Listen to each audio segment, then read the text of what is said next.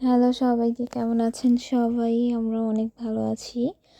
আজকে ভিডিওটা আমরা শুরু করলাম ভিন্ন জগৎ যাওয়ার পথ দিয়েই। যেতে যেতে আমাদের অনেক লেট হয়ে গিয়েছিল, তো আমরা চলে এসেছি। গাড়িটা রাখলো গ্যারেজের মধ্যে। আমাদেরকে আবার শিডিউল দিয়ে দিচ্ছে 5টার মধ্যেই ব্যাক করতে হবে। তো অলমোস্ট 4:30 প্রায় বেজে যাচ্ছিল। আমাদের হাতে খুব কম টাইম ছিল। আমরা একটা কাজে এসেছিলাম, তার পাশেই ভাবলাম যে ভিন্ন জগৎ এই আসি। অনেকদিন থেকে আমরা আসতে যাচ্ছিলাম, কিন্তু আমরা ভেতরে আসছি। আয়েশবাবু অনেক খুশি ছিল। সে এরকম প্লেসে যেতে খুব পছন্দ করে। সে অনেক এক্সাইটেড ছিল। সে আমার কাছে তো একটু আসছিল না, তার বাবাকে নিয়েই সে ব্যস্ত প্রথম থেকেই। তো এখন ও বাবার কোলে উঠলো, আর হাঁটতে পারছে না। আবার আমরা এখন ভেতরে গেলাম। যেতে যেতে ফার্স্টে একটা প্লেন ছিল সামনে। আয়েশবাবুকে বললাম যে বাবা তুমি উঠো, কিন্তু ও উঠতেছিল না, কারণ ভয় পাচ্ছিল, ওখানে কেউই ছিল না। আর তাছাড়াও প্লেনটা বন্ধ রাখা ছিল, কারণ মানে ইঞ্জিনের ওখানে একটা প্রবলেম ছিল, এই কারণেই। তারপরে আমরা একটা সুন্দর একটা ঝর্ণার কাছে চলে আসলাম। এখানে অনেক সুন্দর সুন্দর বড় মাছ আছে, অনেক সুন্দর কালারফুল। এখানকার ভিউটা অনেক সুন্দর। আয়েশবাবু তো এখানে অনেক এনজয় করছে।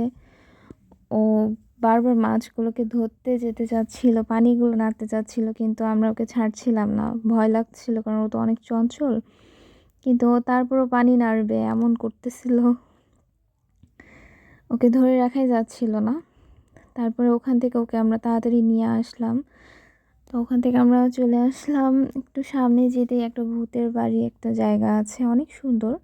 কিন্তু ভেতরে গেলাম না, কারণ যেহেতু আয়েশবাবু ছোট, ও তো ভয় পাবে, তার জন্যই যাওয়া হয়নি ভেতরে।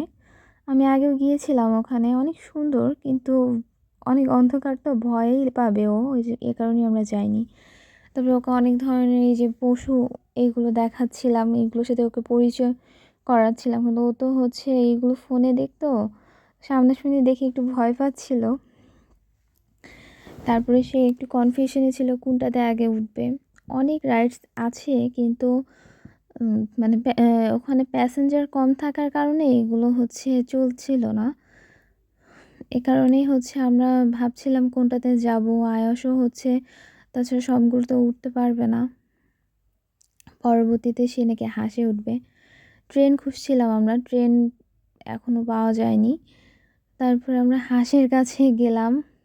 ওখানে আবার দেখলাম যে এখানে ফ্যামিলি সহ ওঠা যাবে, কিন্তু আয়েশবাবু একা উঠলে ভয় পাবে, তাই ওর বাবার সাথে ও উঠলো। পরে ও মানে হাঁস দেখেও অনেক চঞ্চল হয়ে গেছে, যে ও হাঁস কখন উঠবে হাঁসের মধ্যে। তারপরে আমরাই তো অবশেষে ট্রেন পেলাম, কিন্তু ট্রেনে কোনো প্যাসেঞ্জার ছিল না, শুধু আমরাই ছিলাম। আয়েশবাবু এত এক্সাইটেড ছিল ট্রেনে ওঠার জন্য, ছোটো থেকেই ট্রেনে উঠতে অনেক বেশি পছন্দ করে। ভালো লাগছিল, ওয়েদারটা অনেক সুন্দর। তারপরে আমরা ভাবছিলাম আবার যে শিডিউল দিয়ে দিছে, কত লেট যে হয়, আজকে মনে হয় পুরোটা ঘোরা হবে না। তারপরে ট্রেন থেকে নেমেই কিছু কেনাকাটা করলাম। ফার্স্টে আয়েশবাবু বলছে ও কিছুই নেবে না, শুধু গরুর একটা কী জানি খেলনা দেখছে, ওটাই নেবে। অথচ ওর বাবা ওকে অন্য কিছু কিনে দিচ্ছে, সুন্দর জিনিস, কিন্তু ওগুলো নেবে না। পরে ও নিজে একটা খেলনা নিল। তারপরে আমরা একটু বসলাম একটা জায়গায়, আইসক্রিম খাচ্ছিলাম, আমরা একটু রেস্ট করছিলাম, কারণ ওখানে তো প্রচুর হাঁটতে হয়, এ কারণেই। পরবর্তীতে আমরা একটা ঘোড়ার গাড়ি আসছে দেখলাম দূর থেকে, সেটার অপেক্ষায় আছি। প্যাসেঞ্জার নিয়ে গিয়েছিল। তারপরেই তো আমরা ঘোড়ার গাড়িতে উঠলাম। এখানে আসলে বেশি ভিডিও করা হয়নি। তো ওখান থেকে নিয়ে বাসায় চলে যাব, অনেক লেট হয়ে গিয়েছে, যেতে যেতে প্রায় 2 ঘন্টা লাগবে। এই তো ভিডিওটা আজকে এই পর্যন্তই।